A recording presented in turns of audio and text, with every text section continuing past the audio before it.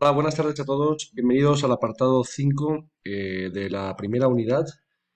En este apartado vamos a hablar de la globalización y, bueno, también vamos a centrarnos en sus principales consecuencias. Bien, empezamos hablando un poco del concepto globalización. La globalización significa una apertura, una liberalización de los intercambios a nivel internacional tanto de bienes, de servicios, tecnología, trabajo, capitales, ¿de acuerdo? Entonces, como, bueno, pues la idea que tenemos que mantener es que implica una apertura, una liberalización del comercio, ¿de acuerdo?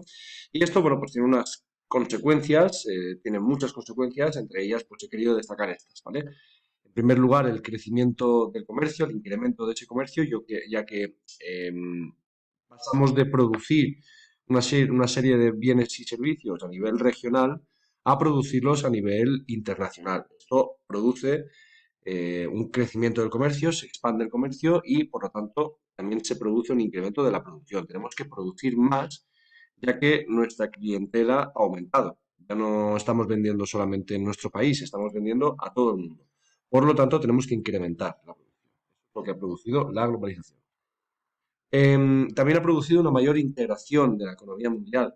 Las economías de los países cada vez son más dependientes de las exportaciones y las importaciones, de los intercambios que produce con otros países, así como también de las inversiones extranjeras. ¿De acuerdo? Productos, energía, cada vez son más, están más relacionadas con países externos, es decir, cada vez los países somos más dependientes del comercio de ciertos productos. Em, También van a surgir nuevas potencias económicas de esta globalización, de esta apertura. Hay países, hay regiones que se van a ver beneficiadas, ya que han logrado un mayor crecimiento y compiten con las potencias tradicionales. ¿Vale?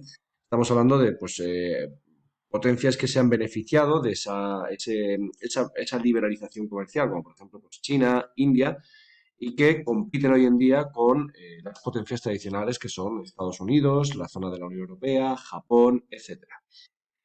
También se ha producido un fenómeno que es la globalización social y cultural, ya que a nivel mundial se han extendido cada vez más las formas de pensamiento y las formas de vida, las modas, tradiciones, festividades, música, marcas, comidas, etcétera. ¿Perdón? Cada vez pues, se están estableciendo más tradiciones anglosajonas en nuestro país. Un ejemplo clave de esto es Halloween, ¿vale?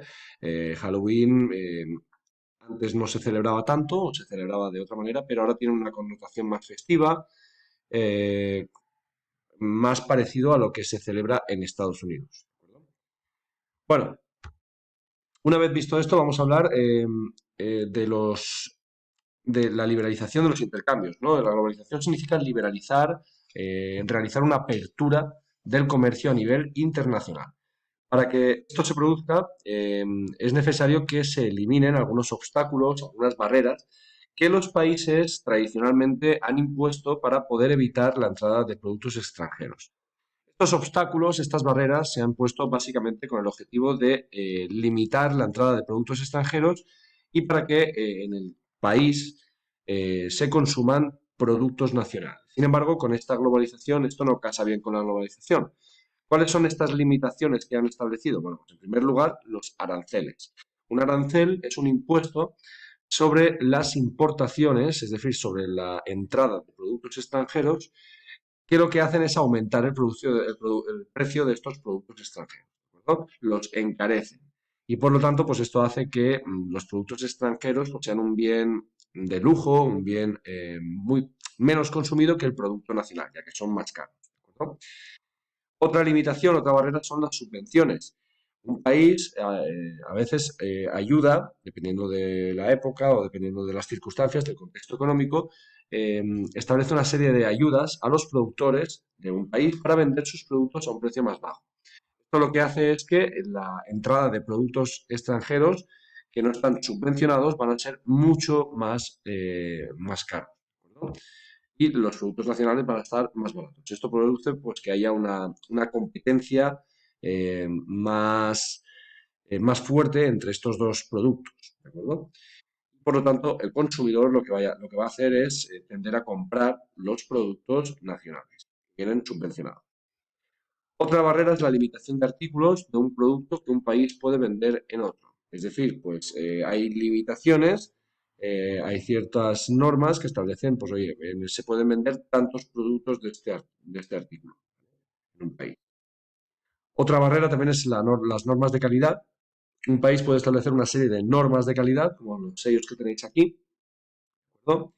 Y bueno, pues esto en muchos casos lo que hace es dificultar la venta de productos que no cumplan esas normativas, ¿vale? Hay una serie de estándares que se tienen que cumplir, por ejemplo, este que tenéis aquí, que pone CE, bueno, pues esto es un sello europeo que tienen que llevar todos los productos que quieran venderse en Europa, ¿de acuerdo? Que se establezca el intercambio en Europa, tiene que tener este tipo de sello para poder que cumpla unas normas de calidad, ¿de acuerdo? Bueno, pues esto, como podéis imaginar, lo que hace es que haya ciertos productos que vienen de otros lugares del mundo que no se puedan vender en ciertas regiones porque no cumplen esas normas de calidad. Bien, vamos a hablar de los principales efectos de la globalización. Ya hemos visto unos cuantos al principio, pero nos vamos a centrar en tres efectos, ¿vale? En primer lugar, vamos a hablar de uno de los principales efectos es el incremento del comercio, ya lo hemos dicho, ¿vale? Y que cada vez los países están mayor integrados, hay una mayor integración de la economía, ¿de acuerdo? A nivel histórico, bueno, simplemente contaros que entre los años 50 del siglo pasado y principios del siglo XXI, el comercio mundial triplicó el crecimiento del PIB, es decir, su, la riqueza, el nivel de intercambios ha aumentado tan drásticamente que, como podéis ver en esta gráfica, ¿vale? Desde los años 50 hasta principios del siglo XXI, ese comercio lo que ha hecho es pues, aumentar la riqueza, su aportación a la riqueza de las naciones. Es decir, que el comercio cada vez está siendo más importante. Ha sufrido dos drásticas caídas, sin embargo, como podemos ver aquí en el gráfico, ¿vale? 2009 y luego pues, el 2019 con esa pandemia del COVID, podemos ver esas dos caídas que están aquí ejemplificadas en este gráfico lineal, asociadas estas dos caídas pues, a crisis económicas, la situación de pandemia que redujeron drásticamente el nivel de intercambios. Las economías de los estados cada vez son más dependientes de las exportaciones y las importaciones, es decir, eh, cada vez, pues si hay una crisis en un país, como por ejemplo lo que está ocurriendo ahora mismo con la guerra de Ucrania, bueno, pues esto tiene efectos inmediatos en la economía de otros países, como es nuestro caso, ¿vale? Está produciendo el encarecimiento de productos energéticos, la luz, la gasolina, etcétera. Todo esto, esta integración, esta mayor integración de las economías internacionales hace que la situación que se produzca en un país se note en el resto de los países. Finalmente, bueno, pues una crisis económica o política, como os decía, pues eso, se nota en otros lugares, ¿de acuerdo? Bien, vamos con la segunda consecuencia, que es la deslocalización. Las deslocalizaciones es un proceso por el cual una empresa toma la decisión de cerrar factorías o sucursales de su país y establecerse en otro. Es decir, si una empresa española de toda la vida ha producido, ha tenido una fábrica aquí en España, toma la decisión de cerrar esa fábrica en España y trasladarse a otro país con unas condiciones.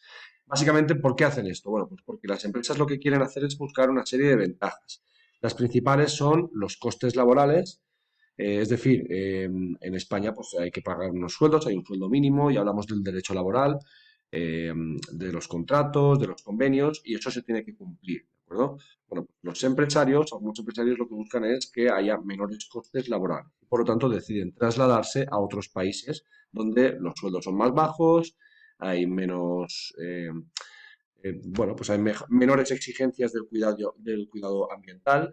Por ejemplo, en los países europeos pues, hay unas normas eh, bueno, muy importantes que hay que cumplir a nivel de exigencia medioambiental. ¿De acuerdo? Los impuestos también en estos países donde se deciden trasladar la producción suelen ser más reducidos, a diferencia de los países en los que se encuentran, y también porque en estos países donde se suelen ubicar se encuentran muy cerca de los mercados de venta, es decir, de los lugares en los cuales van a acabar sus productos. ¿Cuáles son los efectos de las deslocalizaciones? Bueno, pues los países desarrollados, los países desde donde salen estas empresas que deciden ubicarse en otros países, sufren una gran pérdida de empleo en los sectores deslocalizados. ¿De acuerdo? Si esa fábrica, por ejemplo, una fábrica de calzado, decide trasladarse a Bangladesh, pues los trabajadores españoles, como os podéis imaginar, se van a quedar sin trabajo. ¿De acuerdo? Los países receptores, sin embargo, reciben tecnología, reciben empleo, capitales extranjeros, es decir, pues, llegan empresas con maquinaria, con inversiones, ¿vale? Para crear esa empresa en un lugar idóneo, etcétera, ¿de acuerdo? Y bueno, pues esto produce el incremento de los beneficios de las empresas, que como ya hemos dicho es el motor de la economía del sistema capitalista, la búsqueda del beneficio.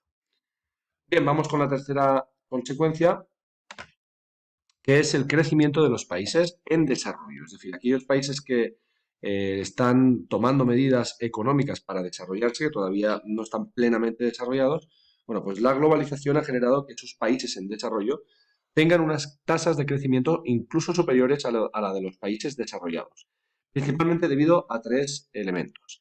La inversión de capitales de países desarrollados en las actividades que resultan rentables, es decir, aquellas empresas que decidan deslocalizarse o que quieran ubicarse en otro lugar, bueno, pues deciden invertir, esas empresas invierten dinero en esos lugares, en esos países en vías de desarrollo, ¿vale? Y eso es obviamente beneficioso para sus economías. La deslocalización, pues también supone la llegada también de inversiones, de capital, de dinero y también de tecnología a los países en desarrollo, ¿de acuerdo? Y también, finalmente, pues la apertura de los mercados, la propia globalización tiene un efecto positivo en estos países en desarrollo, ya que los países en desarrollo venden sus productos en países desarrollados. ¿De acuerdo? Bueno, pues hasta aquí el apartado de hoy. Espero que os haya ayudado y nos vemos en clase. Un saludo.